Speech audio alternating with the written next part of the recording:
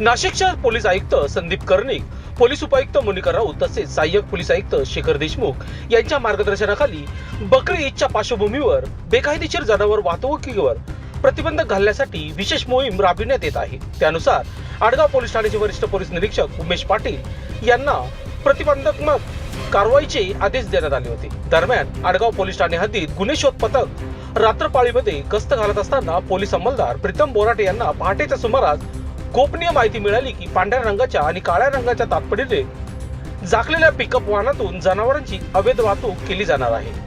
मिळालेल्या माहितीच्या आधारे आडगाव टी पॉइंट परिसरात पोलिसांनी सापळा रचला। डीमार्ट कडून येणारे वाहन क्रमांक MH11 AG 3425 हे संशयित वाहन थांबवून तपासणी करण्यात आली। तपासणी दरम्यान वाहनामध्ये 4 गायी आणि 1 नर जातीचे वासरू यांना अत्यंत निर्दयपणे दाटीवाटी करून भरल्याचे आढळून आले।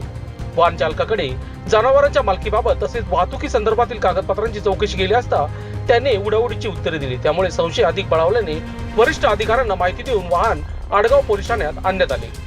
या प्रकरणी पोलीस अंमलदार प्रीतम बोराडे यांच्या फिर्यादीवरून गुन्हा दाखल करण्यात आला असून आरोपीकडून अंदाजे 2,25,000 रुपये किमतीचे इन्स्ट्रा पिकअप वाहन तसेच 55,000 रुपये किमतीच्या 4 जर्सी गाय असा एकूण 3,20,000 रुपये किमतीचा मुद्देमाल जप्त करण्यात आला आहे।